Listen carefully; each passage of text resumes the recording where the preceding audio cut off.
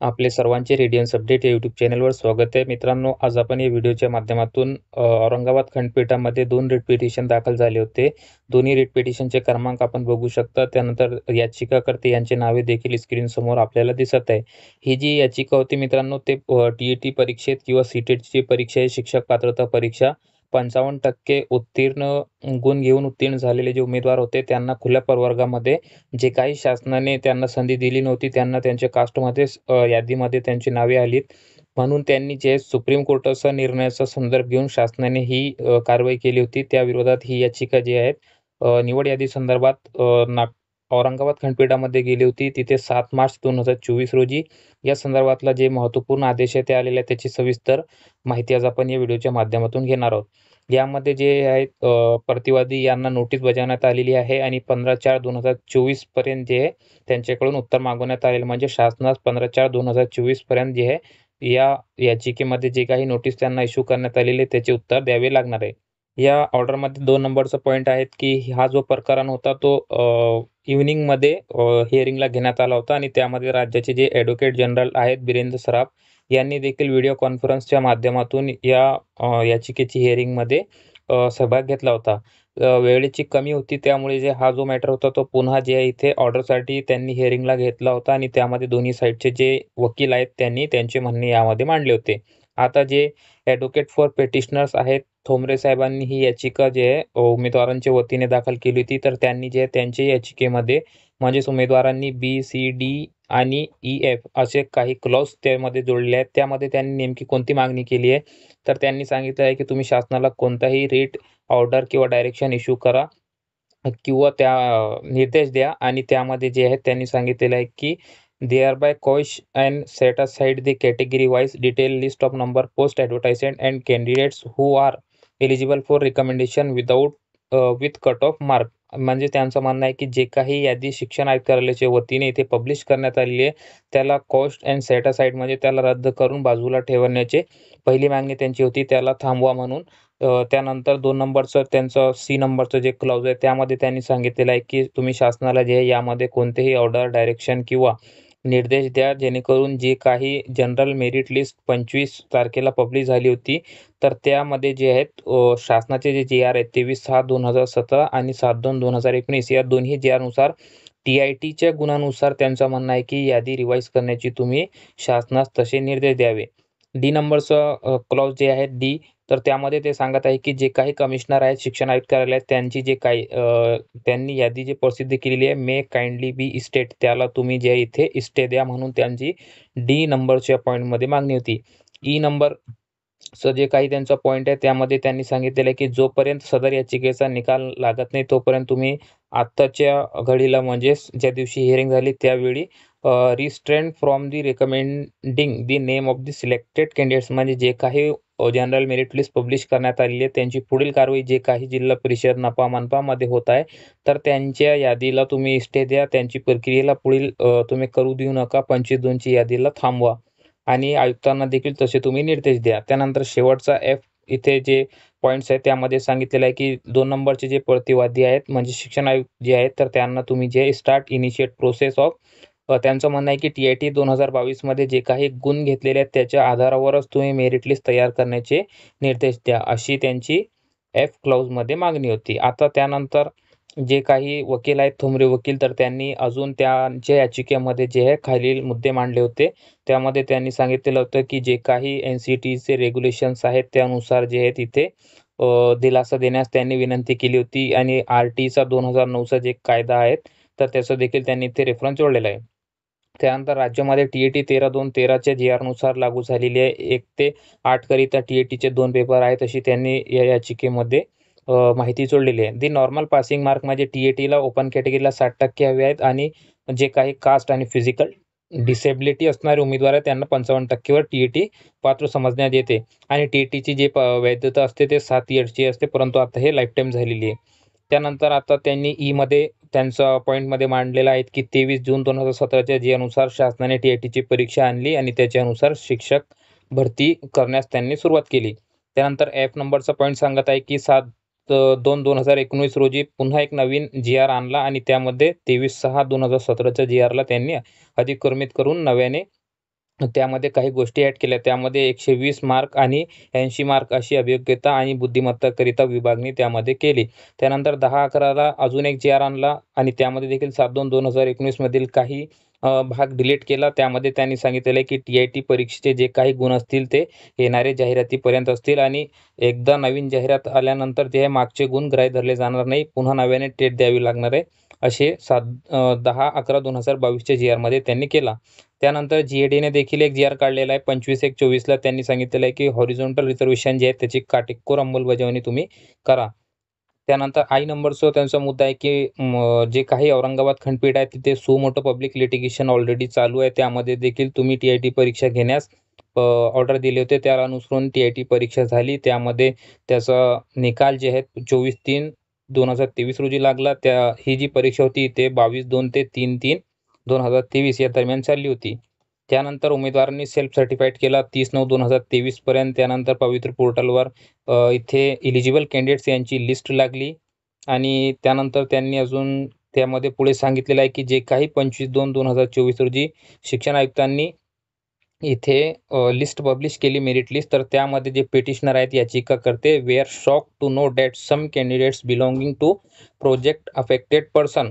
म्हणजे उमेदवार आश्चर्य त्यांना असं झालं की जे काही उमेदवार आहेत ते काही प्रोजेक्ट अफेक्ट हॉरिझॉन्टल रिझर्वेशनच्या माध्यमातून आहेत. Who had score less than the petitioner. त्यांचे जे गुण आहेत ते त्यांच्यापेक्षा कमी आहेत परंतु ते सिलेक्शन लिस्टमध्ये त्यांची नावे दिसत आहेत. त्यामुळे त्यांना इथे धक्का बसला असं याचिकामध्ये त्यांनी सांगितलेलं आहे. आणि अजून एक जे प्रोजेक्ट अफेक्टेड कॅन्डिडेट आहे तो NTD कास्टमधून येत आहे. त्यांनी 98 स्कोर केलेला आहे TITमध्ये आणि ते लिस्टमध्ये दिसत आहे. ते पिटिशनर नंबर 1 ऑल्सो म्हणजे याचिकाकर्ते 1 नंबरचे जे आहेत ते देखील NTD कॅटेगरीच्या आहेत आणि ॲज वेल एज PAP म्हणजेच ते देखील प्रोजेक्ट अफेक्टेड आहेत आणि त्यांचा स्कोर 107 आहे. Eight his name is not in the list. परंतु त्यांचं नाव त्यांचं म्हणणं आहे की सदर मेरिट यादीमध्ये नाही. त्यांच्याकडे 107 गुण असून देखील ते यादीमध्ये नाहीत. त्यानंतर नंबरचा त्यांचा मुद्दा आहे की petitioner desire migration to the open category post which are available squarely base on the mark score by him they have lock their preference. त्यांनी ओपनच्या कॅटेगरीचे त्यांना पसंती क्रमात आले होते ते देखील त्यांनी इथे लॉक केले होते. आता यांनी याचिकाकर्त्यांचे वकील जे आहेत त्यांनी एक इथे Charushila and versus state of Maharashtra या याचिकेचा त्यांनी इथे संदर्भ दिलेला आहे. त्यामध्ये त्यांनी सांगितलेलं आहे की जे काही हॉरिझॉन्टल रिझर्वेशन आहे would permit migration to the eligible candidates if there are vacant seat available open category if this petitioner who belong to the NTD category have score more than म्हणजे जे काही त्यांचे गुण आहेत ते ओपन कॅटेगरीचे पेक्षा जास्त जर असेल, ओपनचं मेरिट जर ते क्रॉस करत असेल तर त्यांचं हॉरिझॉन्टल रिझर्वेशन देखील इथे मायग्रेशन करण्याची त्यांना परवानगी आहे या ऑर्डरनुसार आणि त्यांना जे खुल्या प्रवर्गामध्ये मायग्रेट होता येणार आहे. ते कास्टच्या माध्यमातून येत असेल तरी त्यांना इथे ओपनची सीट जर ते क्रॉस करत असेल मेरिट तर ओपनची सीट त्यांना मिळायला हवी. त्यानंतर अजून त्यांनी काही फॉलोइंग जजमेंट्स इथे ॲड केलेले आहेत. ते आपण काही इथे वाचत बसणार नाही. ते सर्व त्यांनी 7 अजून इथे रेफरन्स म्हणून लावलेले आहेत.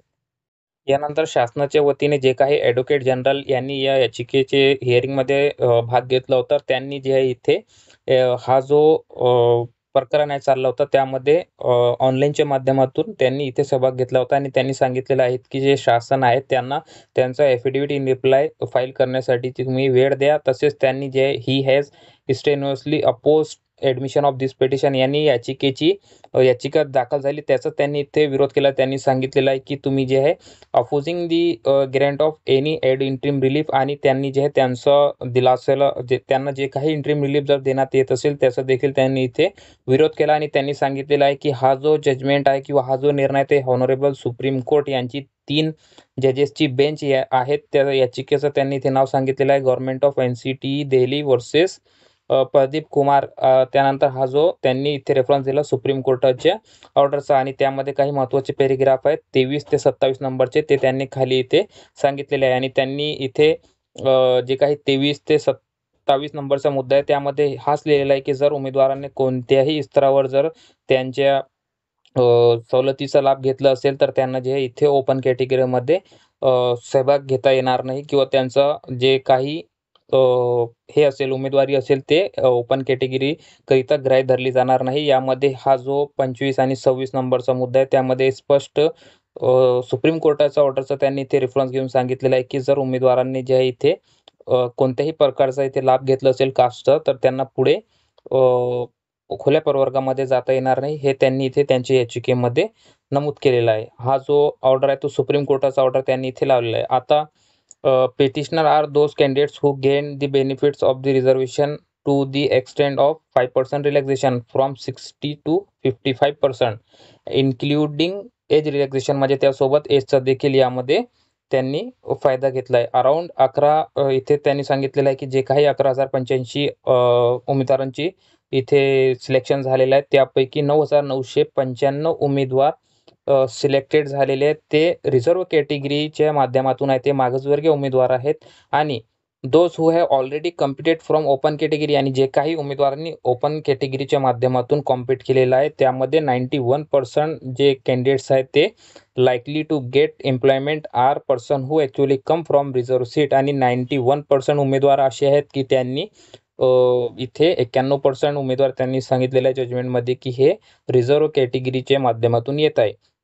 आता जे काही 1090 उमेदवार आहेत ते प्युअरली ओपन आहेत, म्हणजे ते केवळ खुल्या प्रवर्गातील उमेदवार आहेत, त्यांची संख्या 1090 आहेत. आता जे ॲडव्होकेट जनरल आहे त्यांनी पुढे सांगितलेलं आहे की 2490 जे उमेदवार आहेत त्या who actually belong to reserve category, 2490 उमेदवार जे आहेत ते मागासवर्गीय प्रवर्गातून येत आहे, आणि त्या 3500चे लिस्टमध्ये जनरल कॅटेगरीमध्ये देखील त्यांचं म्हणणं आहे की इतके उमेदवार कास्टच्या माध्यमातून आलेले आहेत, त्यांनी ओपनचं मेरिट क्रॉस केलेलं आहे. Technically they have gain 66% of post, असं त्यांचं म्हणणं आहे. If migration is permitted there would be a situation that several candidates from the open category who have pass the TAT with the minimum 60% score in order to eligible to appear for the TIT are likely to lose their chance of selection. जर तुम्ही या उमेदवारांना खुल्या प्रवर्गामध्ये ज्यांनी 5%ची सवलत घेतली आहे त्यांना तुम्ही इथे जर संधी दिली तर हा 60% घेणाऱ्या उमेदवारांवर अन्याय असेल, किंवा त्यांची जे काही सिलेक्शन प्रोसेस असेल ते त्यांना गमवावी लागेल, अशी त्यांनी ते सांगितले आहे. Van pitted against the reserve category candidates who clear the TAT with relaxation of 5% mark the this would dilute the competition and merit quality of teacher, आणि त्याचा देखील इफेक्ट त्यांनी सांगितलेलं आहे की मेरिटवर किंवा टीचरची क्वालिटीवर पडणार आहेत. आता पुढे जे काही ॲडव्होकेट जनरल होते त्यांनी हॉनरेबल सुप्रीम कोर्ट यांचे 24 ते 26 या दोन्ही पॅरेग्राफचा त्यांनी इथे संदर्भ घेतला, आणि त्यांनी सांगितलेलं आहे की जे काही पिटिशनर्स आहेत ते who have not have clear their TAT from open category, त्यांनी जे त्यांची TAT ओपन कॅटेगरीच्या माध्यमातून त्यांनी 60% गुण घेऊन उत्तीर्ण केली नाही, म्हणून त्यांना हॉनरेबल सुप्रीम कोर्ट यांचं जे जजमेंट आहे प्रदीप कुमार सा, तर त्याला अनुसरून त्यांनी इथे त्याचा विरोध दर्शवला AG यांनी, आणि त्यांनी 55% गुण घेतलेत, म्हणून त्यांना ओपन कॅटेगरीच्या माध्यमातून इथे मायग्रेशन घेता येणार नाही, आणि ते सध्याच्या घडीला ओपन कॅटेगरीच्या माध्यमातून मायग्रेशन मागत आहे. He submits that the honourable Supreme Court has observe in paragraph 25, म्हणजे 25 नंबरचा जे काही पॅरेग्राफ आहे त्यामध्ये सुप्रीम कोर्टाने सांगितलेलं आहे की हो such candidates belonging to the reserve category who have secured TAT with relaxation of passing mark cannot be permitted to migrate and occupy post which are available to the open category candidates. म्हणजे supreme कोर्टाने त्यांच्या सदर याचिकेमध्ये स्पष्ट सांगितलेलं आहे की जे काही उमेदवार असतील त्यांनी TAT मध्ये रिलॅक्सेशन घेतलं असेल, सवलत घेतली असेल, त्यांना जे कॅनॉट बी परमिटेड, यांनी त्यांना ओपनच्या खुल्या जागावर जे हे परमिटेड करता येणार नाही, आणि त्याची पोस्ट देखील त्यांना अवेलेबल करता येणार नाही, कारण त्यांनी इथे जे काही TATचा रिलॅक्सेशनचा फायदा आहे ते घेतलेला आहे. आता मान्य जज साहेबांनी त्यांच्या 9 नंबरच्या मुद्द्यामध्ये इथे काही माहिती देताना सांगितलेली आहे की आम्ही सदर याचिके जे आहेत ते सध्याच्या घडीला प्री नोटीस स्टेजमध्ये हा प्रकरण ऐकत आहोत. We are considering grant of equitable ad interim relief in the light of the submission of the learn advocate. म्हणजे आम्ही दोन्ही बाजूंची जे काही आर्ग्युमेंट्स आहेत ते ऐकलेले आहेत, आणि आम्ही दोन्ही बाजूंना जे आहे ते समान संधी दिलेली आहे. त्यानंतर आम्ही सध्या याचिका हा जो प्रकरण आहे तो प्री नोटीस स्टेज आहे, अजूनही याची म्हणजे याचिकेचीच त्यांचं म्हणणं आहे की सुरुवात झालेली आहे, प्री नोटीस स्टेज आहे, अजून आपण नोटीस इश्यू केली नाही. त्यामुळे जे आहे आम्ही दोन्ही प्रकरण इथे वकिलांच्या वतीने जे काही करण्यात आलेले प्लेजिंग्स ते ऐकलेले आहोत. आफ्टर प्लेजिंग आर कम्प्लीटेड, म्हणजे जेव्हा युक्तिवाद पूर्ण होतील दे matter could be taken forward, हा प्रकरण पुढे जाईल आणि फायनल हिअरिंग ॲडमिशन स्टेजवर सदर याचिकेचा जे काही निर्णय होईल ते आपण पुढे करूया. 10 नंबरच्या पॉईंटमध्ये मान्य जज साहेबांनी सांगितलेलं आहे की आमच्या जे काही बेंच आहे त्यामध्ये सुमोटो याचिका प्रलंबित आहे. त्यामध्ये जे आहे विद्यार्थ्यांना शिक्षक व्हावेत म्हणून हा जो SMPL याचिका ते चालत आहे. पवित्र पोर्टल देखील इथे इंट्रोड्यूस झालेला आहे. त्यामध्ये TET जे आहे 2009च्या जे RTEचा कायदा आहे त्यानुसार इथे कंपल्सरी करण्यात आलेली आहे. TIT देखील इथे परीक्षा लावलेली आहे. त्यानंतर young student in the primary and secondary level are imparted proper education by competent teacher. त्यांचं म्हणणं आहे की शिक्षक उपलब्ध करून देण्यासाठी आम्ही सुमोटो पब्लिक इंटिगेशन जे लिटिगेशन चालत आहे ते आम्ही इथे आमच्या बेंचमध्ये ते चालत आहे. आता 11 नंबरच्या मुद्द्यामध्ये पॉईंट्समध्ये मान्य जज साहेबांनी आदेशामध्ये सांगितलेलं आहे की at this stage it would be most unfair to stay the entire selection process for the sake of 9 candidates before us who belong to the NTD category. म्हणजे आमच्याकडे जे काही 9 उमेदवार NTD कॅटेगरीच्या माध्यमातून आले आहेत त्यांच्यासाठी पूर्ण एंटायर सिलेक्शन प्रोसेस जे काही आहेत त्याला स्टे देणे हे समर्थनीय नाही. परंतु त्यांचं जे काही हक्क आहेत, इक्विटीज आहे, can be balance to ensure at the pendency of this petition would not frustrate their claim. म्हणजे त्यांचं जे काही हक्क आहेत याचिकेमध्ये त्यांचं जे काही दावा आहेत मात्र त्याची जे काही इक्विटीज असणार आहे त्यांचं म्हणणं आहे की ते इथे याचिकेची जे पेंडिंग असणाऱ्या याचिका म्हणजे जे चालणार आहे त्याच्यावर बाधा येणार नाही त्याची काळजी किंवा त्याचा हक्क जे आहे उच्च न्यायालयाने ते सांगितलेलं आहे की ते आमच्या इक्विटीजमध्ये कॅन बी बॅलन्स त्याला बॅलन्स करण्याचं काम आम्ही करत आहोत. आणि याचिका जरी पेंडिंग असली तर त्यांचा जे काही क्लेम त्यांनी केलेला आहे त्याला बाधा इथे पोचणार नाही याची जे आहे याचिका पेंडिंग असली तरी असं त्यांचं यामध्ये म्हणणं आहे. आणि जे AG आहेत त्यांनी सांगितलेलं आहे की आमच्याकडे हजारो इथे जे शिक्षकांची पदे आहेत ते प्राथमिक माध्यमिकवर रिक्त आहेत आणि उमेदवारांच्या वतीने जे काही भरती आम्ही करत आहोत तर ते अत्यंत त्यांना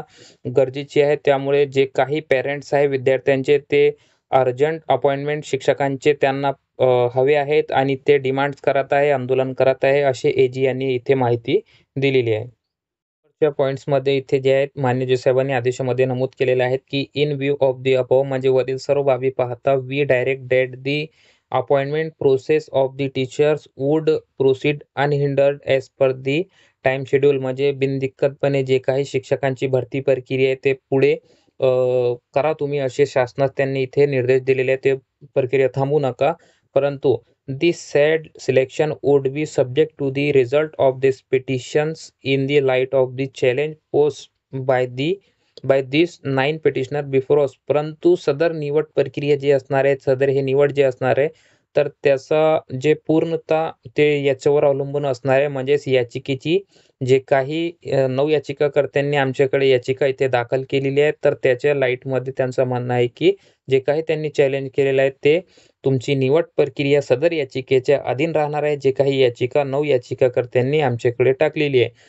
टू बॅलन्स दी इक्विटीज म्हणजे समतोल राखण्यासाठी we record that if this petitioner succeeds in making out a case for establishing. म्हणजे जे याचिकाकर्ते आहे जर त्यांच्या याचिकेमध्ये जे काही मुद्दा त्यांनी नमूद केलेला आहे आणि जे काही त्यांनी इथे मागणी केलेली आहे तर त्यामध्ये जर फायनल डिसिजनच्या वेळी इथे जर ते त्यांच्या बाजूने जर निकाल लागत असेल तर त्यांचे जे काही हक्क आहेत त्यांनी जे काही इथे मागणी केलेली आहेत आणि त्यावेळी देखील जेव्हा म्हणजे शासनाकडे पवित्र पोर्टलवर जर त्यांचं म्हणणं आहे की इथे पोस्ट अवेलेबल नसेल म्हणजे रिक्त जागा नसेल तरी त्या सर्व 9 उमेदवारांना याचिकाकर्त्यांना जे तुम्हाला इथे सामावून घ्यावे लागणार आहे तुमच्या प्रोसेसमध्ये. ही जी जबाबदारी असणार आहे ते राज्य शासनाची असणार आहे असे आदेश मान्य उच्च न्यायालयाने उमेदवारांच्या तर्फे दिलेले आहेत की जर भविष्यामध्ये फायनल डिसिजन जर झाला आणि याचिकाकर्ते यांची मागणी त्यामध्ये मान्य झाली किंवा त्यांच्या कडे हा जो जजमेंट आहे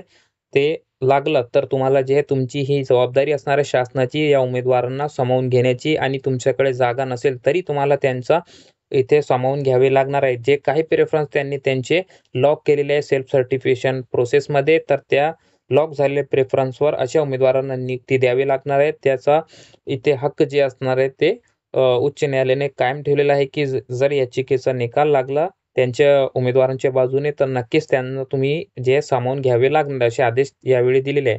we also note that as the Pavitra portal selection process is now scheduled to be routine annual process.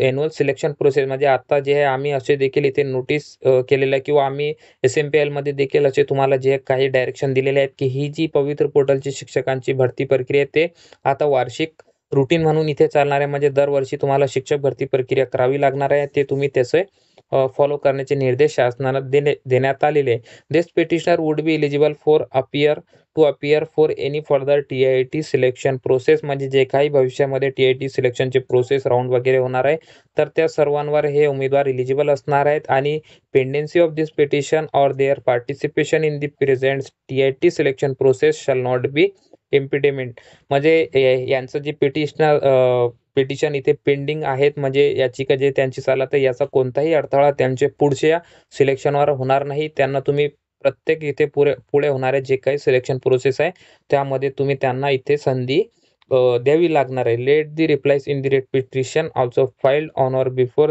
त्यांचं म्हणणं आहे की 30 मार्च 2024 पूर्वी त्या सर्व याचिकाकर्ते असतील किंवा शासन असेल त्यांचे जे काही म्हणणे असेल अजून ॲफिडेव्हिट इन रिप्लायमध्ये ते आमच्याकडे फाईल करावे. आणि 249 ते 942 जे काही पेजेस आहेत त्यामध्ये देखील काही ऑब्जेक्शन असतील तर ते तुम्ही काढावे 27/3/2024 पर्यंत. त्यानंतर पुढील जे हिअरिंग असणार आहे मित्रांनो ते 15/4 चे जवळपास असणार आहे. अजून त्याची तारीख मिळालेली नाही. त्यामध्ये 15 एप्रिल 2024च्या पर्यंत शासनात त्यांचे म्हणणे इथे मांडण्यास सांगितलेले आहेत. त्यानंतर जे काही याचिकेची हिअरिंग असेल त्याची डेट्स आल्यावर आपण नक्कीच त्याची माहिती घेऊया.